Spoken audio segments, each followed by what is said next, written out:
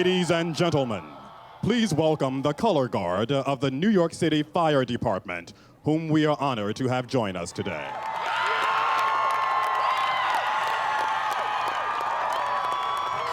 Ladies and gentlemen, the Senior Vice President and General Counsel and Secretary of New York University, S. Andrew Schaefer. Here now, in the presence of candidates for academic recognition, members of the faculty and administration, alumni, trustees, honored guests, and friends of New York University, the 170th commencement is hereby convened.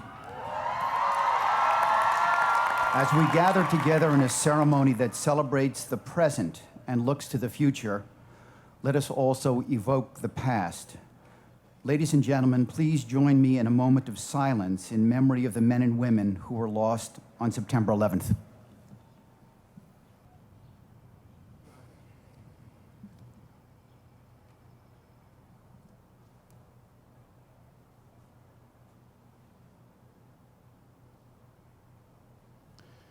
Ladies and gentlemen, please remain standing and join in the singing of the national anthem, led by New York City Police Department Officer Daniel Rodriguez.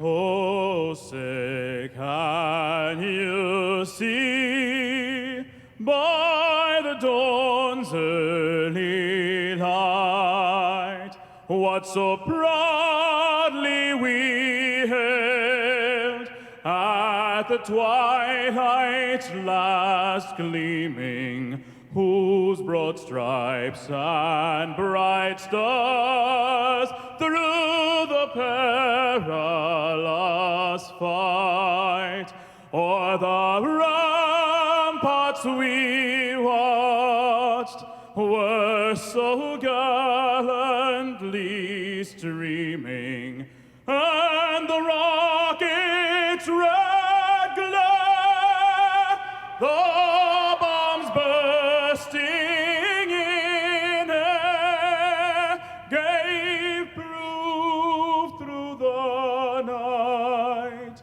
that our flag was still there. Oh, say does that star-spangled banner yet wave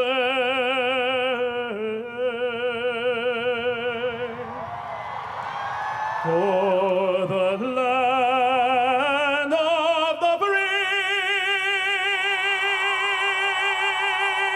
and the home of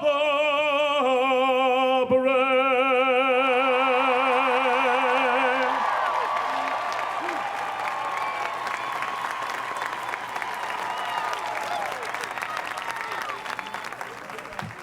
Please be seated.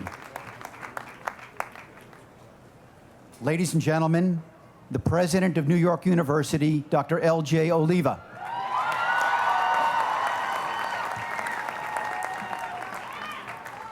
So welcome to the 170th commencement exercises of New York University. God bless you guys.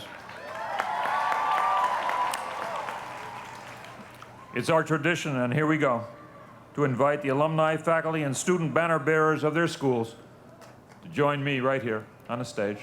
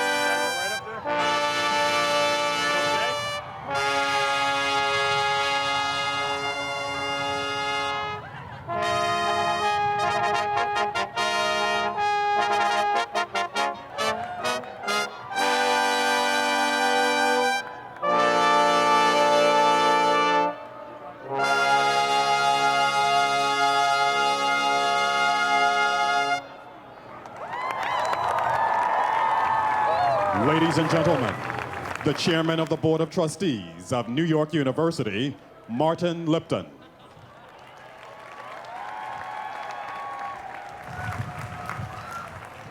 What a glorious day. I'm here on behalf of the Board of Trustees to bring greetings and congratulations to all of you. I know it's been a long 4 years, but this is the culmination, the day everybody has been waiting for. Welcome, welcome to the ranks of the alumni of New York University, more than 250,000 strong.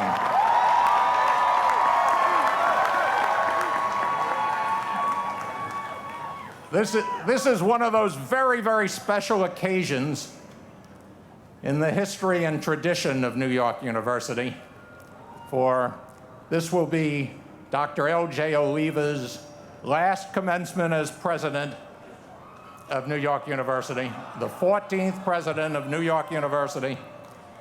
And today the torch will pass to John Sexton, the 15th president.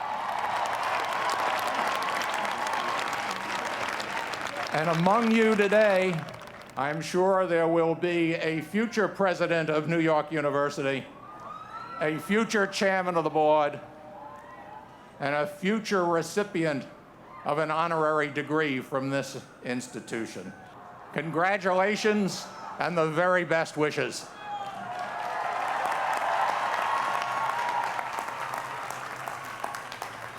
Ladies and gentlemen, the chairman of the Alumni Affairs Committee of the Board of Trustees, H. Dale Hemmedinger. Congratulations, you are the best.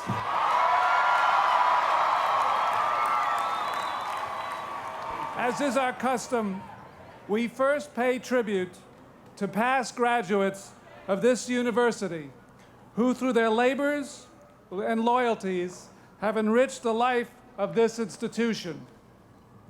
At a commencement a few years ago, Rachel Johnson, an NYU alum, shared with us a bit of West African wisdom, which I'd like to share with you now.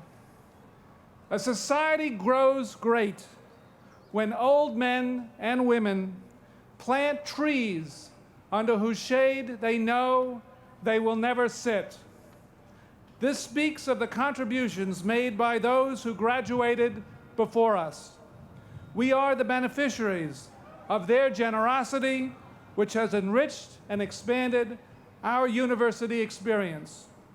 Today, we welcome you to our ranks, certain that the seeds you plant will be significant for those generations of NYU students who will come after you.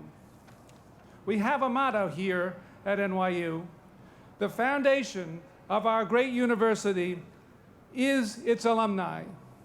In a matter of moments, you, the students who sit before me, will become NYU alumni, contributing your energy and talents to the tasks to come. You can put this energy to work immediately by joining the recent Alumni Network, a vibrant group of young alumni created to help new alumni in your careers and to maintain your ties to NYU. I would like to express special thanks to the New York University Alumni Association, so ably led by Stanley Lesser, for their many contributions to our alma mater. And to continue a tradition of saluting the representative of the earliest decade attending this commencement, it gives me great pleasure to ask Stanley Lesser, president of the NYU Alumni Association, to escort Rebecca R. Rowland from the School of Law, class of 1929, to the lectern.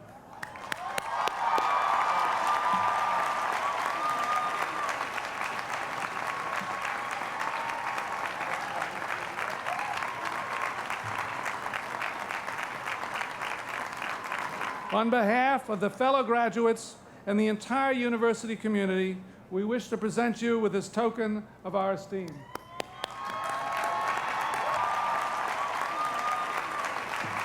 And now we recognize those graduates who are celebrating important class anniversaries. Members of the class graduated more than 50 years ago, and members of the golden anniversary of class of 1952. We also salute the members of the Society of the Torch, whom we recognize today for their steadfast support of NYU. Would you all rise, please, so we may applaud you?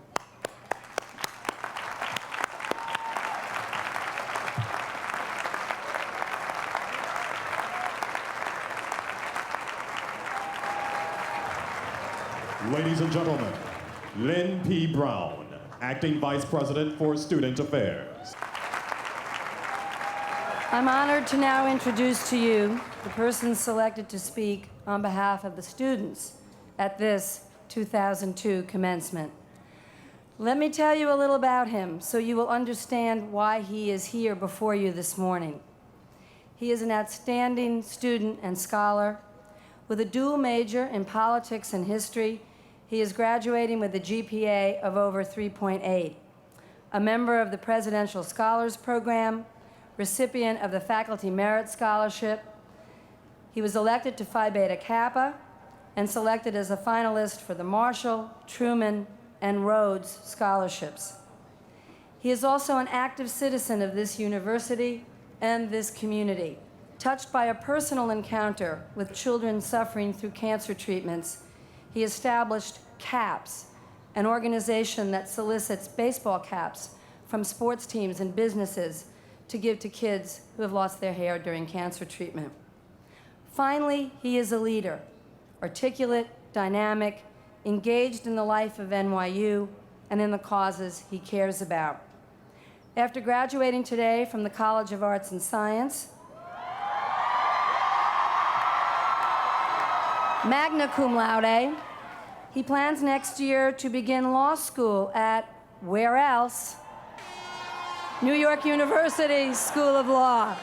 It gives me great pleasure to introduce to you Evan Letterman.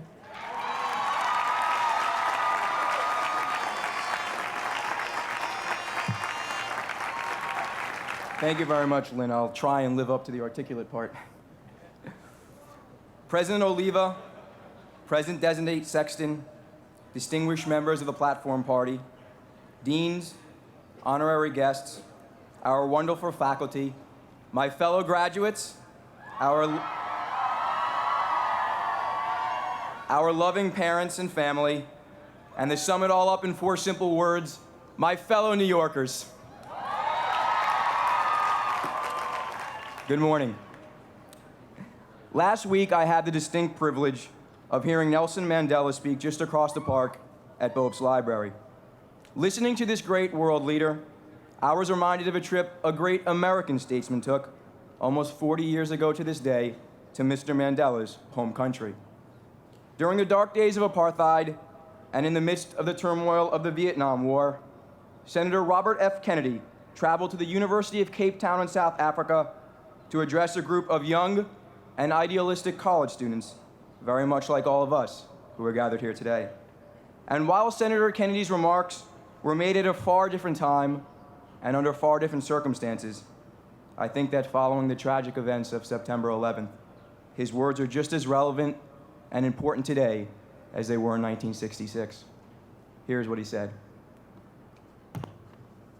It is a revolutionary world we live in, and this generation of young people at home and around the world has thrust upon it a greater burden than perhaps any other generation that has ever lived. Some of you may believe that there is nothing one man or one woman can do against the enormous arrays of the world's ills, but we must remember that it is from numberless and diverse acts of courage and belief that human history is shaped. Each time a man stands up for an ideal, or acts to improve the lots of others, or strikes out against injustice, he sends forth a teeny ripple of hope.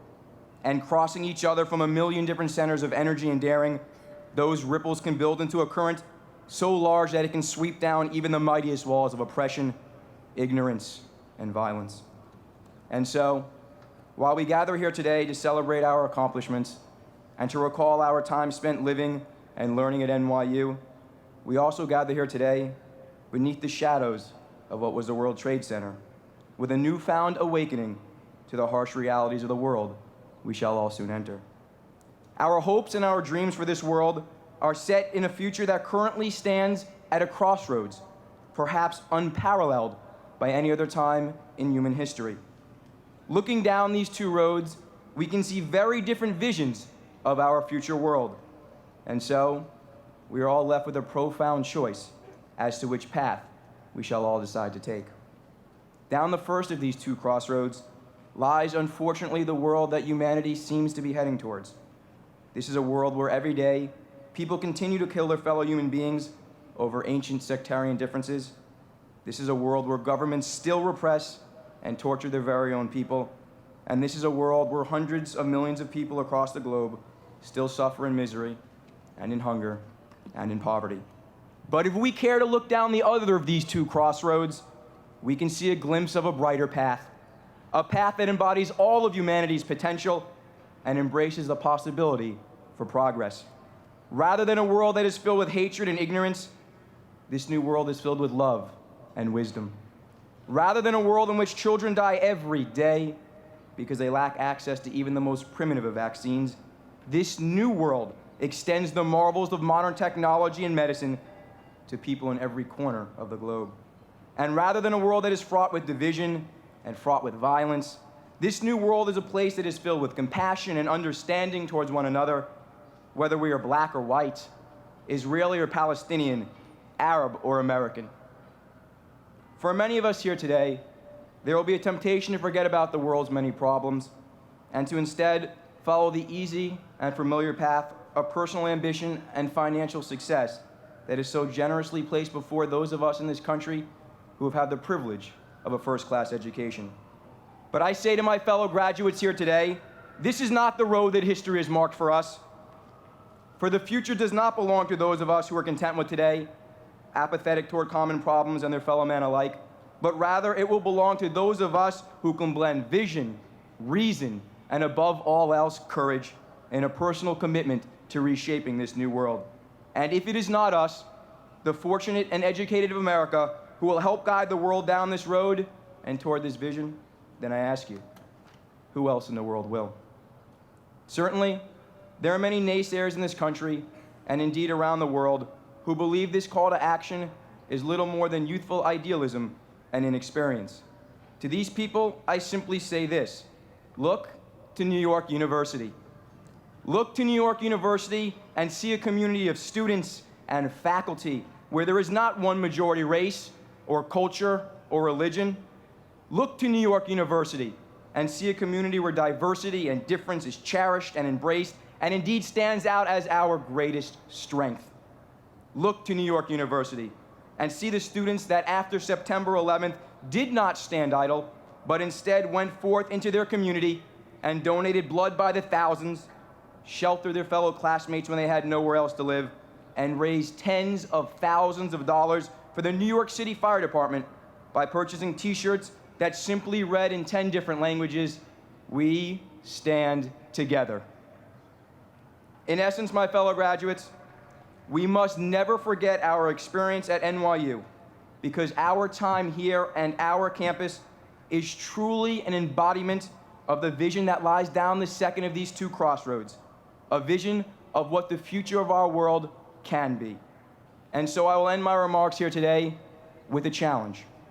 While it is true that few among us will have the power or greatness to bend history itself, I challenge each and every one of you to work to change a small portion of events for the better. And if you all will only accept this challenge, I can guarantee you this, that it will be in the sum of all these acts and the ripples of hope that we send forth that shall be written in the history of our generation. Thank you. Congratulations to all of my fellow graduates.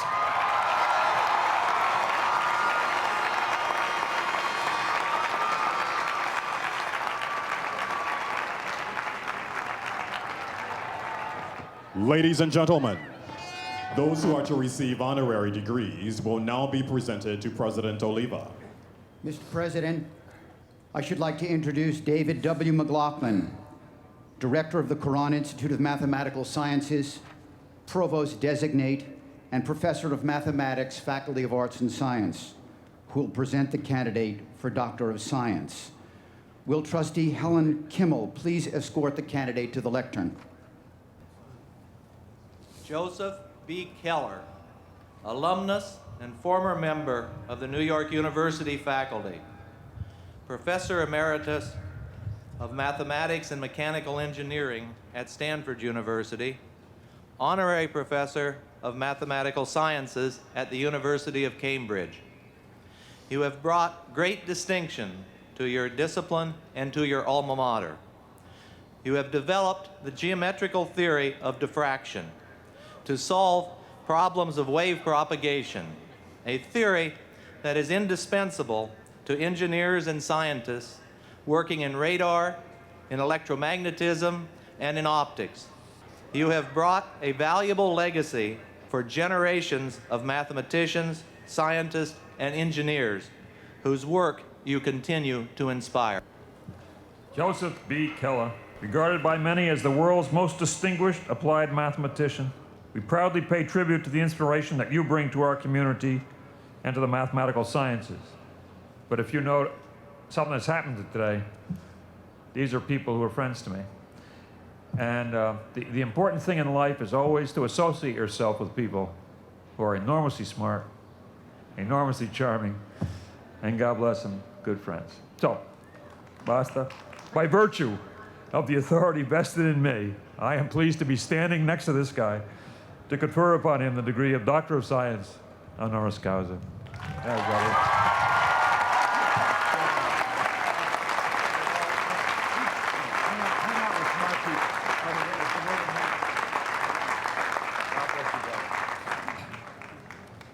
Mr. President, I should like to introduce Jay Rosen, Associate Professor of Journalism and Chair of the Department of Journalism and Mass Communication, Faculty of Arts and Science, who will present the candidate for Doctor of Letters. Will Trustee Kevin R. Brine please escort the candidate to the lectern?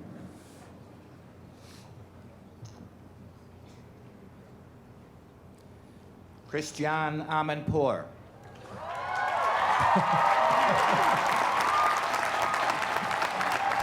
They know you. As Chief International Correspondent for CNN, you are familiar to millions around the globe who rely on you to deliver the news of our world. For nearly 2 decades, with grace, intelligence, and courage, you have reported on major crises from the world's hotspots: the Persian Gulf, Afghanistan, Iran, Israel, Pakistan, Somalia, Rwanda, and the former Yugoslavia. The recipient of every prestigious journalism award, you were also named 1994 Woman of the Year by the New York chapter of Women in Cable and Telecommunications. And recently named a Fellow of the Society of Professional Journalists, Christiane Amanpour. Are you ready? Christiane Amanpour, world-class correspondent.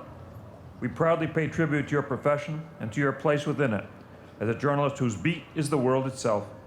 By virtue of the authority vested in me, I am pleased to confer upon you the degree of Doctor of Humane Letters, honoris causa. God bless you.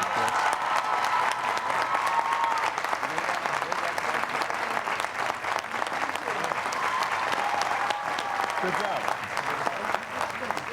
Mr. President, I should like to introduce Farhad Kazemi, Vice Provost for Global Affairs and Professor of Politics and Middle Eastern Studies, Faculty of Arts and Science, who will present the candidate for Doctor of Humane Letters. Will Trustee Lillian Vernon please escort the candidate to the lectern?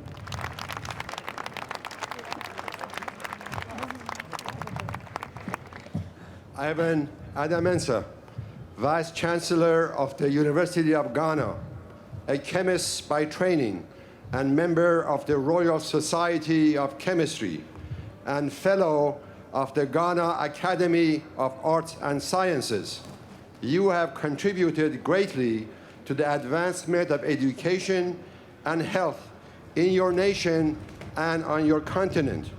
Proficient in 3 languages, as well as 4 Ghanaian languages, you have created a library of knowledge for generations of scholars in scores of publications on science, education, and public policy. Ivan Addae-Mensah, academic leader of the University of Ghana, member of the League of World Universities, which we have the honor to host, my colleague and my friend. We proudly pay tribute to the wisdom and vision you bring to the advancement of health and education around the globe. By virtue of the authority vested in me, I'm enormously pleased to confer upon you the degree of Doctor of Humane Letters, honoris causa.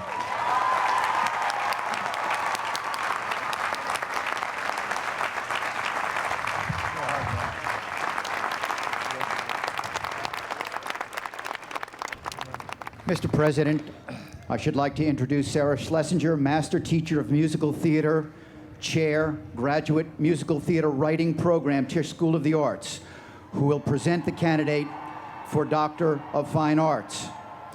Will Trustee Preston Robert Tisch please escort the candidate to the lectern?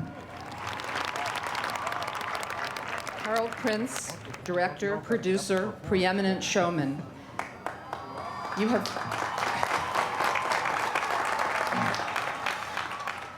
have dominated Broadway for the last 40 years, directing or producing many of the most successful and enduring musicals of our time, including West Side Story, Cabaret, Phantom of the Opera, and the critically acclaimed revival of Showboat.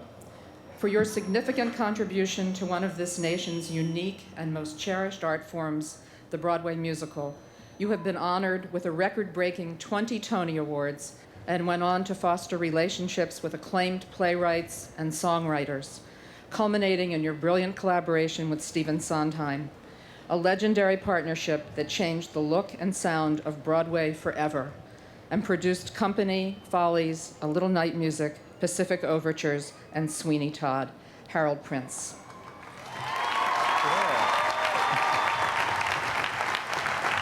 Make him a doctor. Put that on the guy. Harold Prince, reigning champion of the Broadway musical theater, pioneer of the concept musical. Your creative versatility embraces the production of operas and the direction of plays.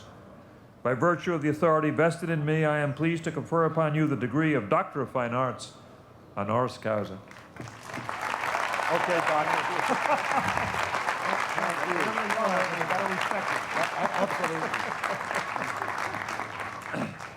Mr. President, I should like to introduce Robert Byrne, Senior Vice President for Health Affairs and Professor of Public Policy and Financial Management, Robert F. Wagner Graduate School of Public Service, who will present the candidate for Doctor of Laws.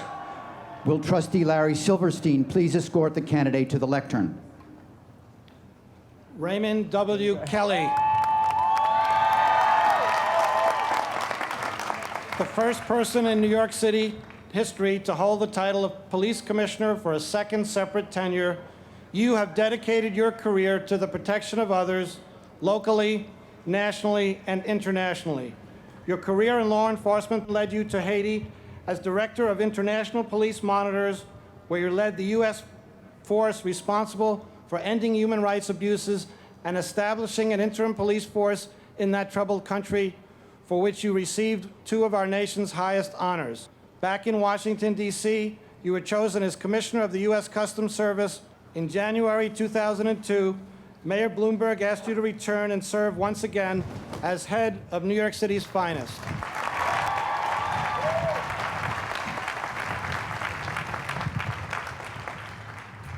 Raymond W. Kelly, esteemed alumnus of New York University School of Law, former member of the faculty of the Robert F. Wagner Graduate School of Public Service. Got it. We proudly salute you and thank you for your efforts to ensure the safety of our town, our nation, and our world. And I'll tell you, here's another time, good friend to me. By virtue of the authority vested in me, I am pleased to confer upon you the degree of Doctor of Laws, honoris causa.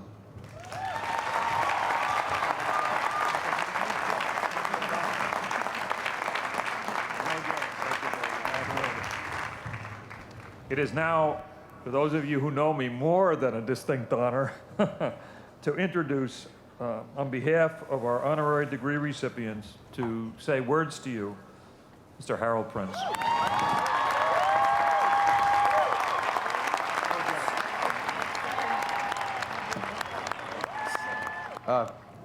President Oliva, ladies and gentlemen, I'm not sure I feel qualified to speak on behalf of my fellow honorees.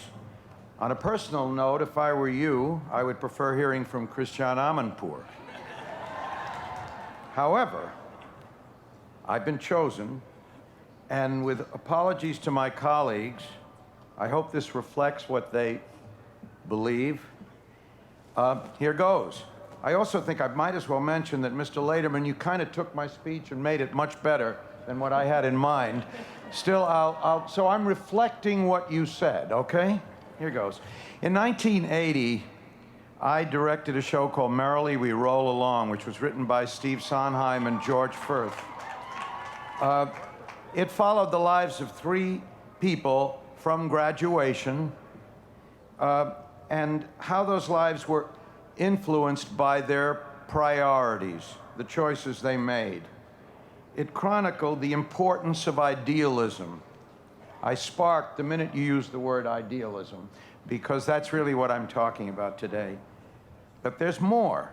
As important as it is to learn your craft, to acquire the nuts and bolts of your chosen path, it is equally important to collect as much information from the world beyond, from liberal arts, from travel, from meeting and exchanging ideas with people who aren't interested in what you're interested in, and to whom you might not gravitate unless you opened yourself up to their passions, their ideas, their quests.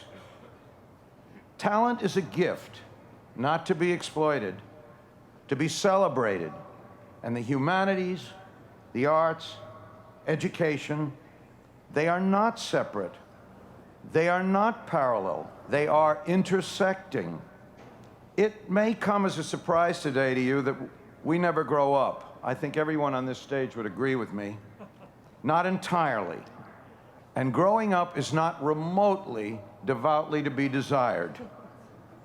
When 9/11 happened, I had hoped that we'd say bye-bye to reality television, and our seeming insatiable appetite for trivia, but I suppose realistically that's just too much to ask. Surely the events of that awful day and the ones that followed restored the sense of communion in our country and a reattachment to this wonderful New York City by the rest of our country and, of course, the world. It's very easy to look out there and say that I'm right. Idealism is alive and flourishing. So I want to close with these words of Steve Sondheim's, written for the graduation scene in Merrily We Roll Along. I dearly hope they do not embarrass you. Behold the hills of tomorrow. Behold the limitless sky. Fling wide the gates to a world that waits. As our journey starts, behold, our hearts are high. Beyond the hills of tomorrow are skies more beautiful still. Behold, begin, there are worlds to win. May we come to trust the dreams we must fulfill. So it's good luck from me, and thank you for listening to someone who hasn't grown up. Thank you.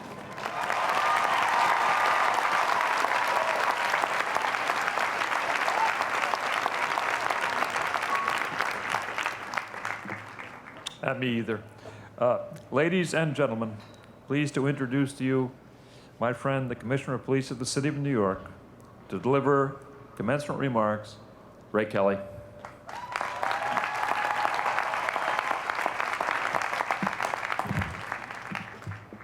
President Oliva, Chairman Lipton, friends, family, and members of the class of 2002. I'm privileged to share this platform with the other honorary degree recipients and with the Rudin family. Congratulations, graduates.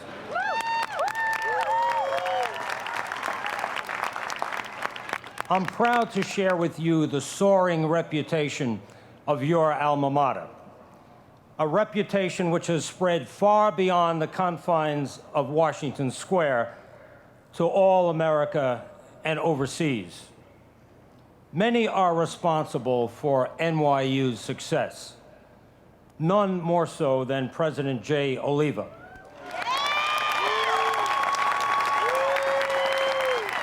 Jay, you made NYU a power to be reckoned with on the world academic stage.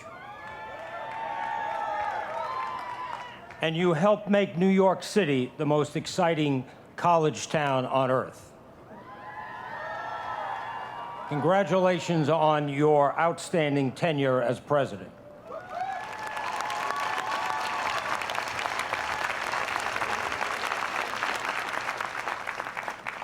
When we look back to September 11th, it is hard not to measure New York by what we lost. But when I look out at you, the graduates, I see only hope and optimism. And I think I know why. NYU stands no more than 30 blocks from the site of the most vicious and destructive attack on America in history. Some of your residence halls were much closer.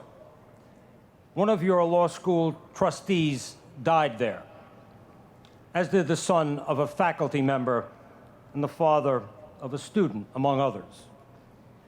Yet just 8 months later, we come to celebrate together. And you, the graduates, are the reason why. Some of you are native New Yorkers.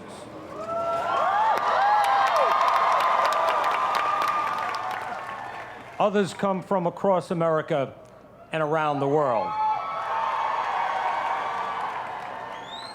But on that fateful day in September, one way or another, you each earned the title New Yorker for life.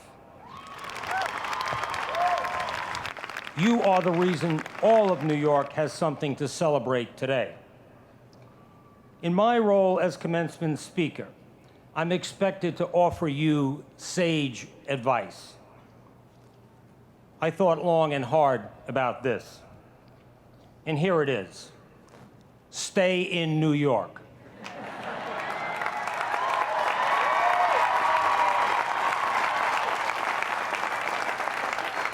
The future is under construction here.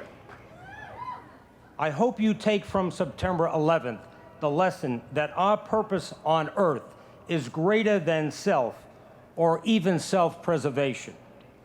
You, more than most, have learned that duty can call at any time in unexpected ways, that you may be called upon to lay self-interest aside to serve this city, our nation, and the world in ways you never imagined. You, more than most, are prepared because of what you learned here, what you saw here, what you did here. In his inaugural address, President Kennedy said, "In the long history of the world, only a few generations have been granted the role of defending freedom in its hour of maximum danger. You are one of those generations." And it brings to mind something else President Kennedy said when he went to Berlin in 1963. Today, in the world of freedom, the proudest boast is, "Ich bin ein Berliner."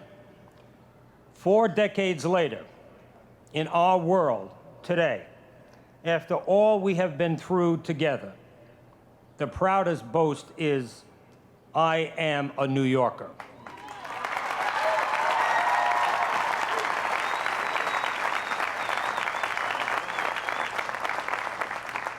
We are proud of our freedom, of our diversity, of our creativity, and of our tolerance.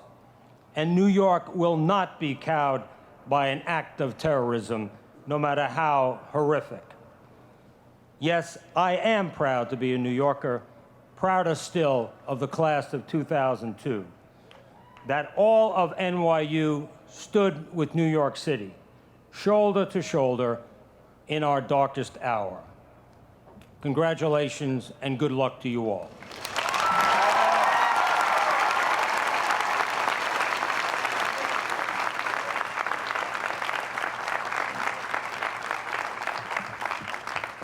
Ray, that was terrific. I got to get myself together. This year, New York University lost a champion without peer, an alumnus, class of '49, glorious benefactor to this place, valued trustee, good friend, New Yorker.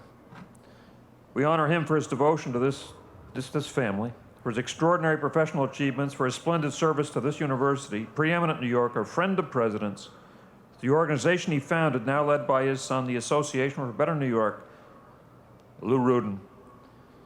He breathed life and hope into this city when it needed it most. It is fitting that a street in this town now bears his name. It is now NYU's turn to honor him. On behalf of the quintessential New York institution, New York University, I am proud to salute the quintessential New Yorker, Lou Rudin, and I would like to ask a member of the Rudin family to join me at this lectern. Lou's wife, Rachel, son, Bill, wife, Ophelia, daughter, Beth, while we do something traditional and important for this institution. You guys come on.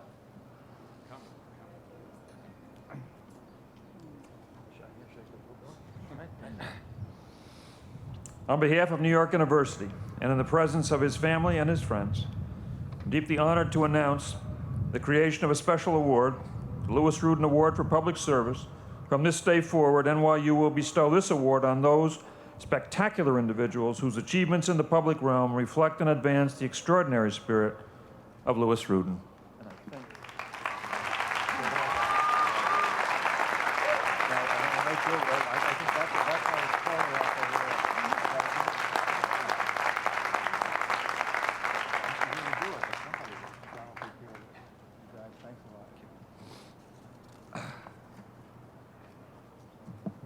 Now, in a few minutes, I get to do the deed, which I think you're waiting for. That's right. Because as Ray Kelly said, hey, now you're all New Yorkers, and the name of the degree will remind everybody of that for as long as it takes in your lives. We're going to take a few minutes to pay tribute to this moment and this great town, which is, I think, the source of energy from which we derive not only our name, but our inspiration and our strength and our commitment, made all the more significant by the events of this year. Therefore, we took a hit, and we survived stronger and better and more loving. Therefore, welcome our folks. Ladies and gentlemen, please welcome the class of 2002 NYU Performance Ensemble.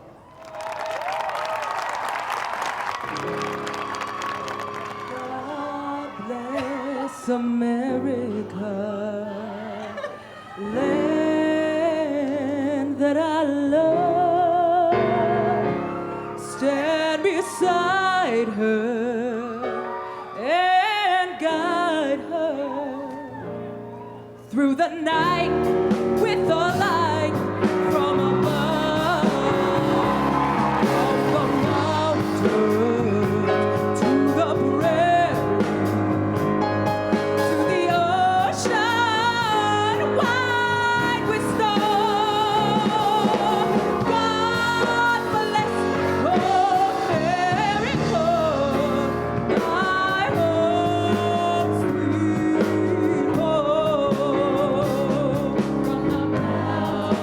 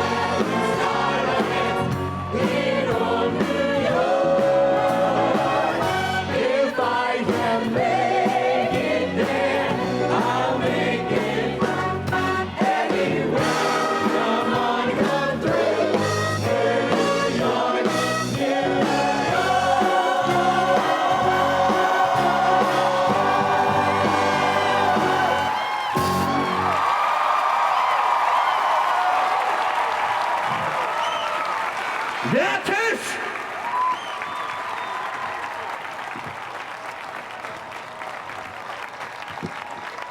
So, here we go. A comment as we approach this special moment for you guys. Of all 41 commencements that I've had the honor to participate in at this place, this one surely is the most special.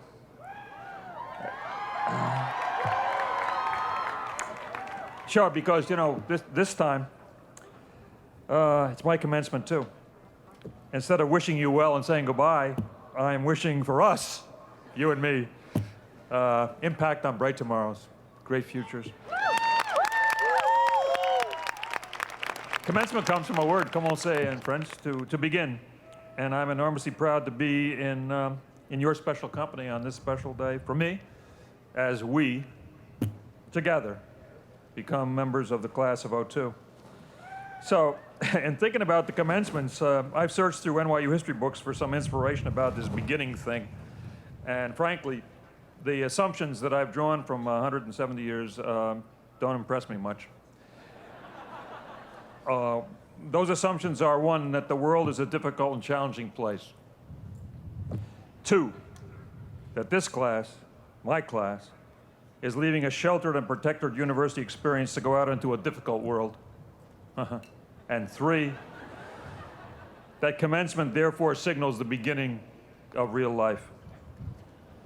Well, the first assumption may hold true. The world is a challenging place. Always has been. But the other two assumptions, that this class is leaving a nicely protected environment finally to enter the real world, simply doesn't fit any student I know. There are friends here in this class, my class, students in my classes, students who have performed with me, God bless it, around this, student government leaders who shared our dreams, students who lifted weights with me, students who shared their athletic successes and personal strengths with me. And all those old commencement cliches, they don't describe you. So let me try another assumption, that this class, my class, is unique among those students earning degrees at universities across this country. And old cliches of old speeches, simply not for us. So let me test my assumption by asking who we are. Number one, my class comes from everywhere. And we speak every language under God's sun, even while so many of us brilliantly embrace yet another language. My class, this class, has in so many cases survived every conceivable form of discrimination and rebuke in this country and around the world. With all that, this class, my class, commits itself by the thousands to community service, cares about its neighbors. And with all of that, there are so many of this class who are accustomed to work 15, 20, 25, 30 hours a week to earn their dreams. For all that, I'm proud you've made friends, loved your families, faced your challenges with patience and courage, without complaint. And you've had so much more fun than people your age at other places who have nothing else to do but try to figure out how to have fun.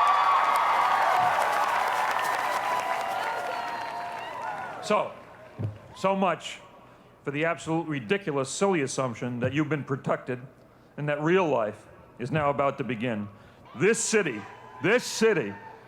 may be a lot of things, but a quiet, protected, pastoral setting, not.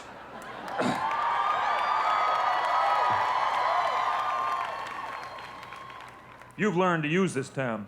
Share it, work in it, enjoy it, help it, make it better. So, presidents of universities at commencements around this country are hoping that their graduates will do well. I'm the luckiest and the happiest and the proudest of those presidents because I don't have to hope. I don't have to hope that this class, my class, will be able to face tough challenges and make success of the world you choose. You already have. I don't have to hope that this class, my class, will in some distant future commit their lives to community service and care for people around them. You already do. I don't have to hope that this class, my class, will learn to respect one another in all our splendid diversity and give a lesson to this country that it badly needs. You already have. And I don't have to hope that you, members of the class of '02, my class, this class, will be remarkable men and women because you already are. Congratulations.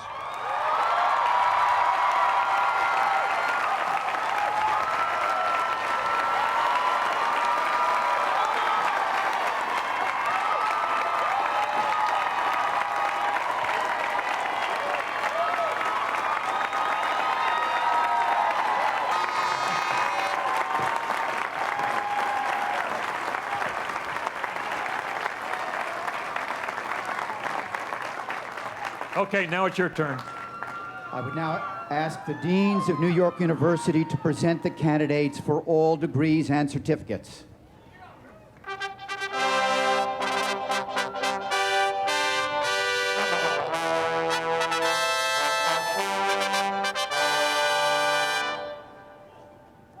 Matthew S. Santarocco, Dean of the College of Arts and Science.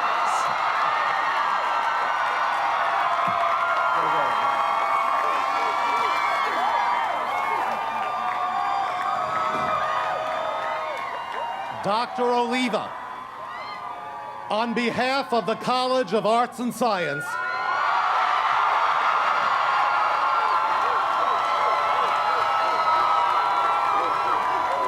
the founding school of New York University,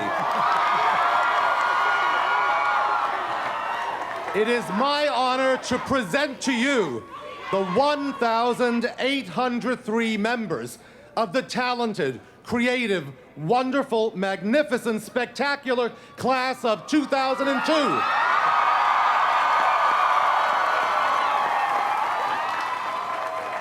They have successfully completed the rigorous requirements for the Bachelor of Arts and Bachelor of Science degrees, and their wide-ranging liberal arts education has uniquely equipped them to assume positions of leadership in the 21st century. I have the pleasure of introducing to you the individual who will receive his Bachelor of Science diploma on behalf of all his fellow graduates in the College of Arts and Science, Paul J. Brocker.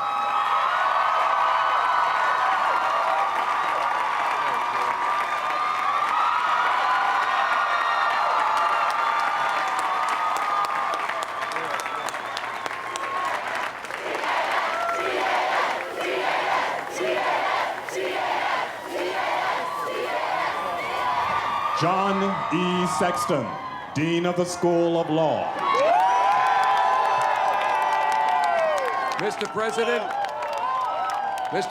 it gives me great pleasure to present to you the graduates from the School of Law. They are a spectacularly talented group of men and women who come to us from every state and from 40 countries, and who are dedicated to using the instrument of law to make the world a better place. 450 of them will receive the 3-year degree Juris Doctor, and 480 additional students will receive an advanced 1-year degree, the Master of Laws. It is my great honor to present to you Christine Bora Van Aken, who will receive the Juris Doctor degree on behalf of her classmates.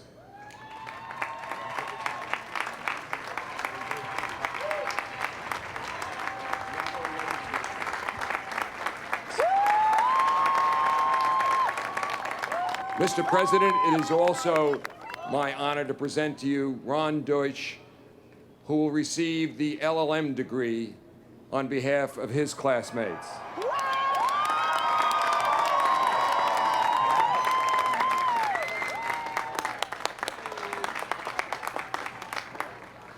Robert M. Glickman, Dean of the School of Medicine.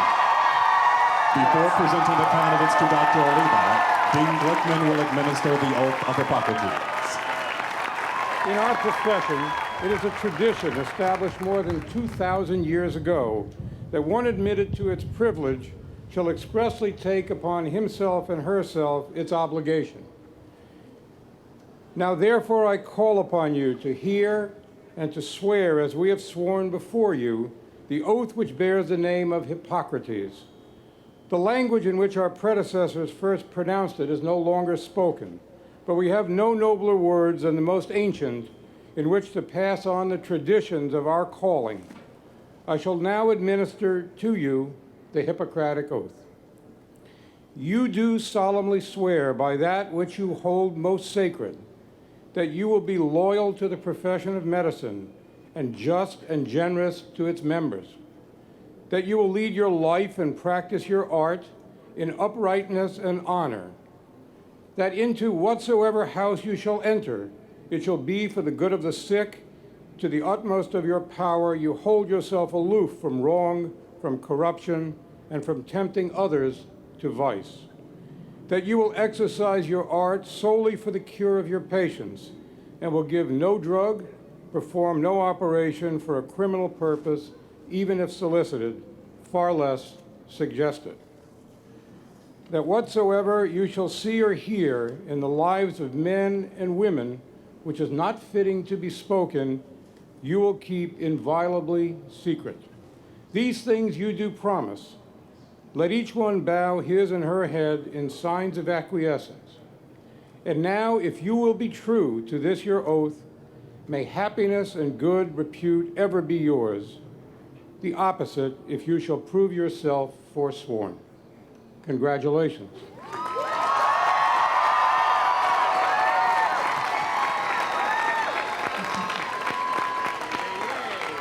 Mr. President,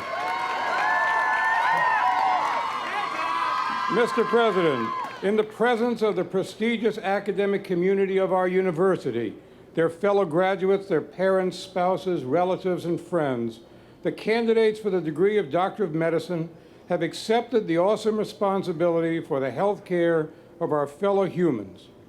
Mr. President, the 153 candidates for the degree of Doctor of Medicine who have completed with distinction the rigorous and demanding education and training programs of our School of Medicine stand before you. They're highly qualified to accept the responsibility of our profession. As Dean of the School of Medicine, I'm happy to present these outstanding men and women, the future leaders of our profession, for conferment of their degrees of Doctor of Medicine. I present Nina Das, who will receive the diploma symbolically on behalf of all of our graduates.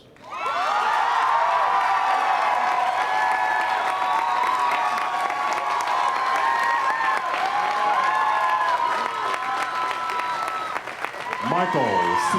Alfano, Dean of the College of Dentistry.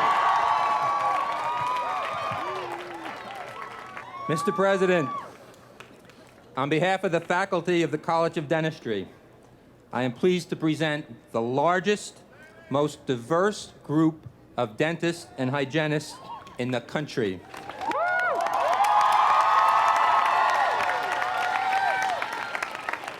They can make your smile broader than Julia Roberts and whiter than Regis Philbin. But that's not why we're so proud of them. It is their unselfish service to the poor all over this city, from pediatric dental care in city schools to oral cancer exams for the homeless, to the underserved in Jamaica, Tanzania, and the Dominican Republic. They have made their mark. This commitment to those who need it most is their greatest achievement. At this time, I would like to present Renee Camille Julian, who will accept her AAS degree on behalf of the dental hygiene class.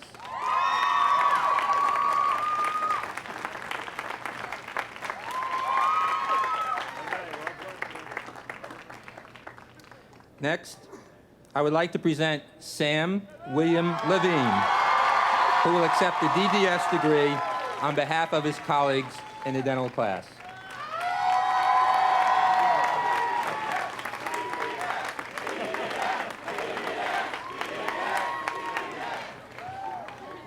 Catherine R. Stimson, Dean of the Graduate School of Arts and Science. First, President Oliva, thank you for your service to this university. Now, before all of you, graduates, platform party, family, friends, and the host of New Yorkers, I am proud to present the 2002 class of the Graduate School of Arts and Science. There are 742 master's degrees and 447 doctorates. They will be the researchers of the future. They will be the scholars of the future. They will be the teachers of the future. They will be the pioneers of intellect in the future. And we bring them to you happily. First, the representative for the master's degree, Binda Poulos, from our Latin American and Caribbean Studies program. Binda, thank you for representing all of them. Thank you. Thank you. And now, Dr. Anthony J. Bell from the Department of Chemistry, representing all the doctoral students today from the Graduate School of Arts and Science. Thank you. Anne Marcus, Dean of the Steinhardt School of Education.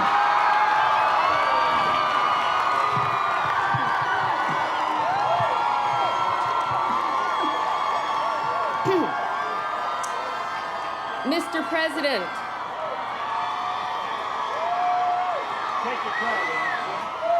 for more than 100 years, our school has had the privilege of working with students who dedicate their lives to human development and the nurturance of the creative spirit.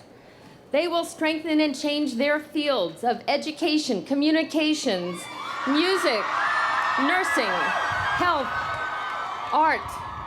The faculty are dazzled by their energy and determination and moved by their commitment to society. Today I present to you hundreds and more hundreds of the most talented graduates in the world. Dr. Oliva, I present Camille Kinlock, who will accept her degree on behalf of all of our candidates for the bachelor's degree.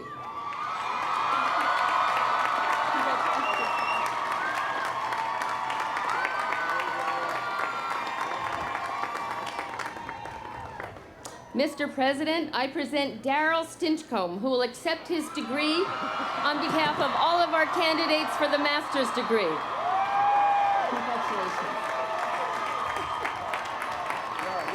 Mr. President, I present Julie Feldman Abe, who will accept her degree on behalf and receive her hood on behalf of all of the candidates for the doctoral degree.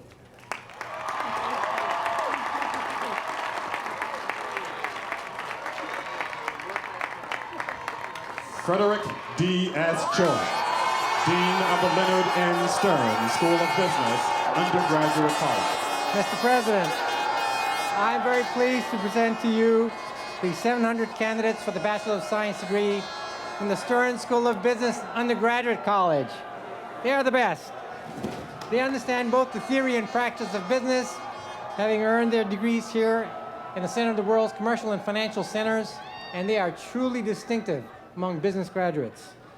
They will become the future business leaders and the entrepreneurs of this country, and they will work with the talent assembled here today to create many of the new products and the services that will make all of our lives that much more comfortable and financially secure, and they will be among the most generous philanthropists of our time.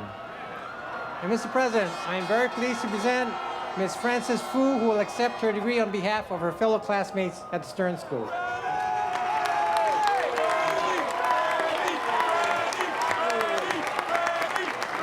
George Daly, Dean of the Leonard N. Stern School of Business.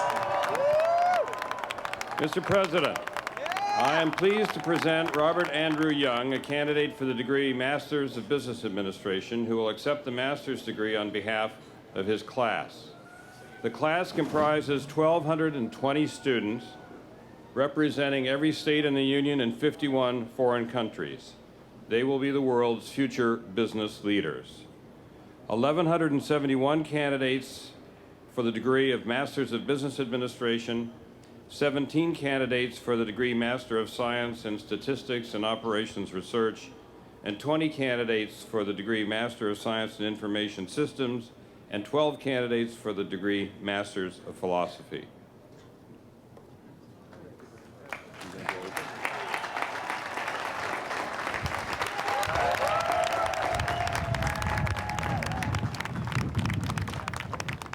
Mr. President, I am also pleased to present Sanjay Jain, who will accept the degree of Doctor of Philosophy on behalf of 20 classmates who have earned their doctorates during the academic year just ending.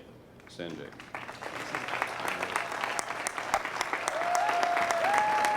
David F. Finney, Dean of the School of Continuing and Professional Studies. Mr. President, I present to you 1,486 exceptional students of the School of Continuing and Professional Studies class of 2002. Many of these women and men came to New York University to study with our outstanding faculty of scholars and professionals. Many have completed their academic program while juggling full-time jobs and family responsibilities. They represent the future of New York's professions, its industry, and its scholarship. We are proud of every one of them. Each of them has persevered and excelled. Mr. President, on behalf of all of our associate degree candidates, I am honored to present to you Bonnie Morales, who receives the Associate of Arts degree in Liberal Arts from the Paul McGee Division.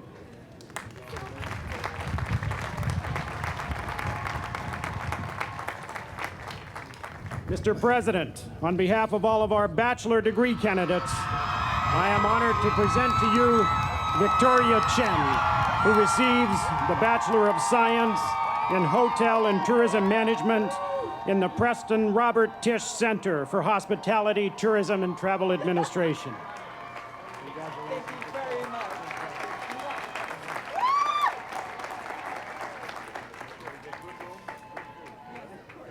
Mr. President, on behalf of all of our master's degree candidates, I am honored to present to you Karen Ramos, recipient of the Master of Science in Real Estate from our Real Estate Institute.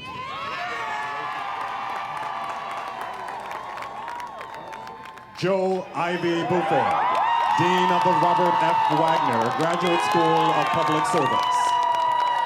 President Oliva, I am proud to present 351 candidates from the Robert F. Wagner Graduate School of Public Service for the degrees of Doctorate of Public Administration, Master of Public Administration, Master of Urban Planning, Master of Philosophy, and Master of Science in Management.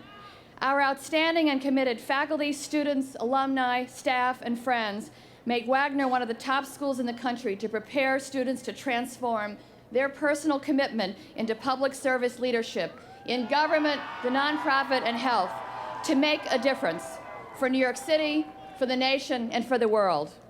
I'm delighted to introduce Adam David Torres, who's representing the candidates for the master's degree. Go Wagner!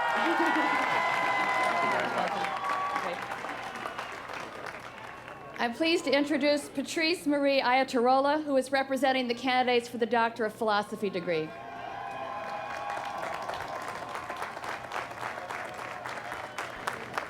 Susan England, Dean of the Shirley M. Ehrenklein School of Social Work. Mr. President, it's my great pleasure to present to you today the 448 candidates for degrees from the Ehrenklein School of Social Work. Our graduates will work with people from all segments of society to help them recover and heal when their lives have been disrupted. But I also promise you, Mr. President, that they will be leaders in helping us to build vital and sustaining communities. Mr. President, I have the honor to present Rebecca Lindstadt, who will receive her diploma on behalf of the 25 candidates for the Bachelor of Science degree. Now I have the honor to present Anne Marie O'Rourke, who will receive her diploma on behalf of the 411 candidates for the Master of Social Work degree. Thank you. Congratulations. Mr. President, I have the honor to present Diane Churchill, who will receive her diploma on behalf of the 12 candidates for the Doctor of Philosophy degree. Thank you. Congratulations.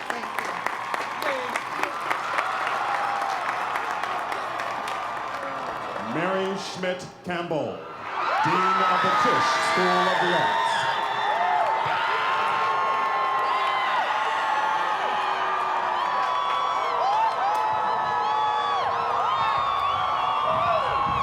Mr. President, I'm honored to present to you the Tisch School of the Arts class of 2002. The Tisch School sends out the men and women who hold up a mirror to our lives and give us a glimpse of the human heart and the human spirit. They are the visionaries.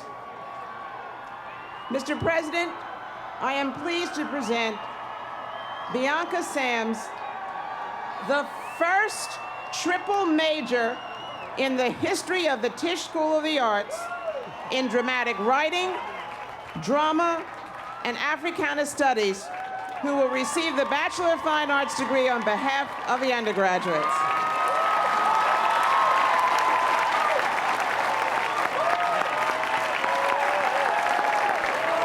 Mr. President, I am pleased to present Matthew J. Borisay of the Graduate Musical Theater Writing Program, who will receive the Master of Fine Arts degree on behalf of the graduate students.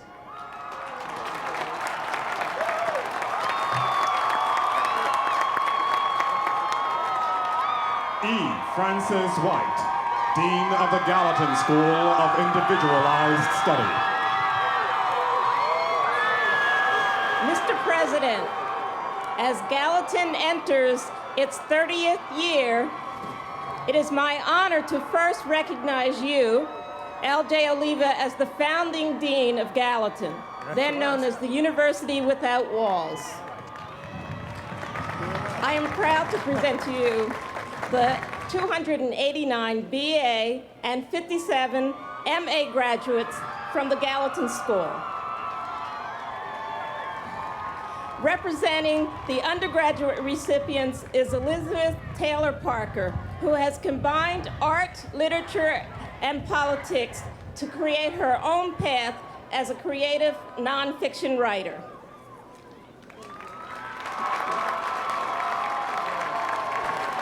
I am now proud to present Raina T.H. Larson, who will represent the MA students. She has convincingly demonstrated that medicine and art are distinct but complementary interventions on disease. Congratulations.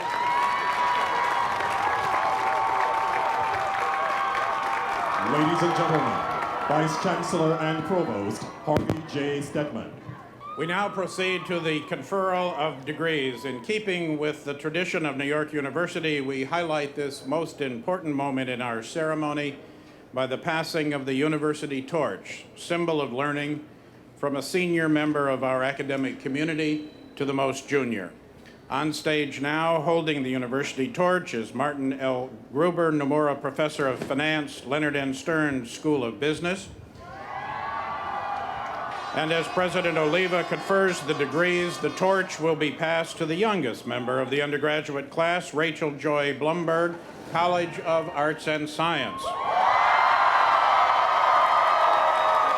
May I ask all of the candidates for degrees and certificates to please rise for the conferring of their degrees in course by President Oliva. Members of the class of 2002, through your successful efforts as certified by the recommendation of your deans, you have met the requirements of your respective schools and thus deserve to receive this hallmark of New York University. Therefore, by virtue of the authority vested in me by the trustees of New York University, I admit you to the degrees and certificates for which you have been recommended. God bless everyone.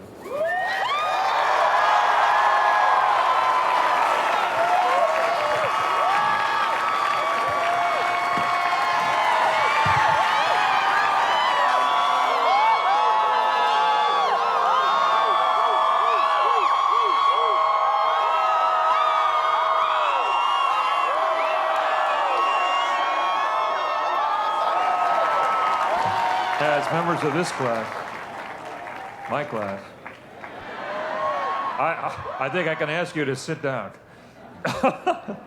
Because I am pleased to present you a gift. It's a new song. Written especially for New York University by a 1995 honorary degree graduate and student of this institution. He's written a few other tunes in his time. Sweet Caroline and Shiloh.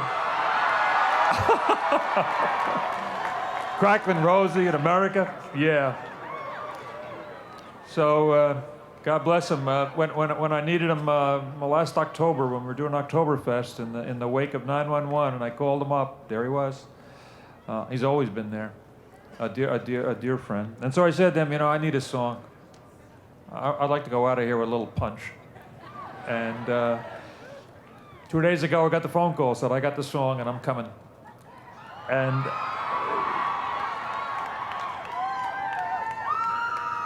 I hope that you will honor him as he should be honored, because he is not only a distinguished singer, but he is a doctor of this institution, and he is Dr. Neil Diamond.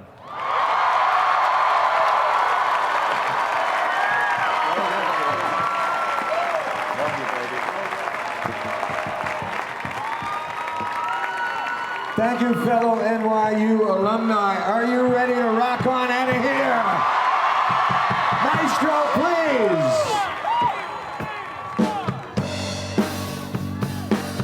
I came to Washington Square and found my future was there. By Lipton white on a mast, the beacon bright from her past, a place where dreams can come true. Forever NYU.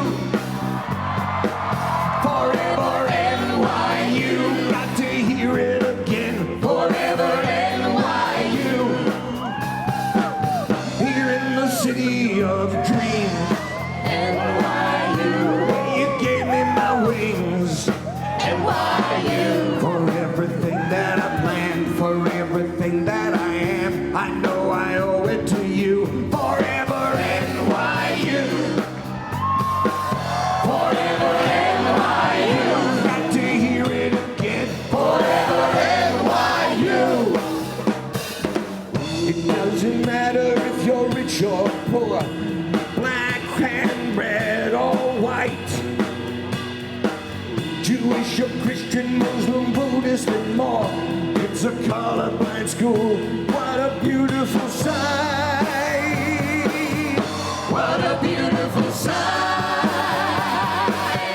May the winds of time, NYU, treat you gentle and kind, NYU. Before we go on our way, just one more thing left to say. Before we dip out of school, forever NYU. Let me hear it, my friends. Forever NYU. Got to hear it again. Forever NYU. Forever and ever. Forever together. Forever NYU. Got to hear it one more time. Forever NYU. Don't it make you feel fine? Forever NYU. Forever and ever. Forever together. Forever NYU. Forever NYU.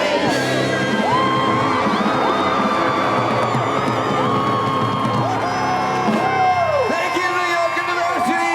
Good luck to each and every one of you. God bless.